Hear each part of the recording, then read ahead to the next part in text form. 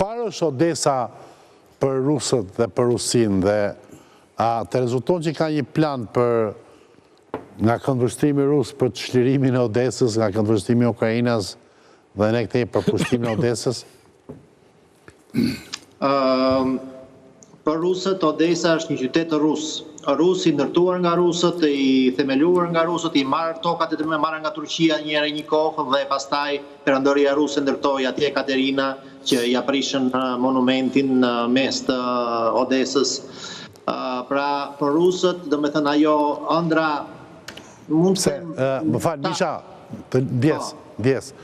Do me thënë ka ndjeshmëri në Federatën Ruse, në inteligjencën ruse për monumentin e Katerinës Madhe?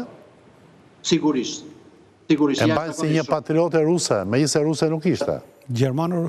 Ajo ka qenë 100% gjermane. Ajo bëri rusinë, se më sa mbajnë. Patriota më e madhe ruse gjermane. 100% gjermane. 100% gjermane? Prusiane. Gjermane. Burrin e pati rus, burrin e bëri dalje. Të dashur në kishë po. Ajo i dha për toka Rusisë, si përfundim. Ke shumë drejt, po thjesht nuk e mendohet që një brezi modern i rusëve në fjalë e shef si një histori të largët, por pas ka ndjeshmëri. Okej. Vazhdo. Ka jashtëzakonisht ndjeshmëri, po. Është si e shenjtë, po të themi. Po je në rregull. Thjesht bëra unë komentin tim. Sigurisht që Odesa është një nga qytetet që kanë dhënë jetën shumë ushtar rusën gjatë luftës së dytë botërore, ka pasur betejë të ashpra, jo vetëm me gjermanët, po dhe me rumunët.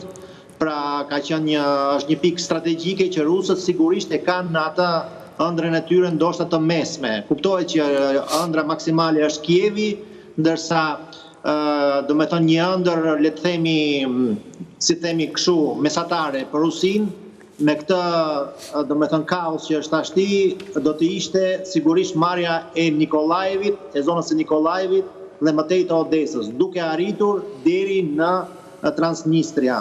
Pra do më thënë, po të jepës kishte një gërshër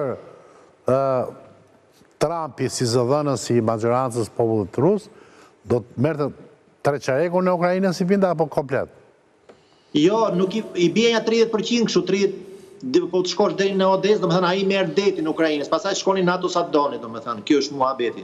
I merr detin dhe pastaj e lë kështu vetëm me kurudha. E kthen në Moldavi.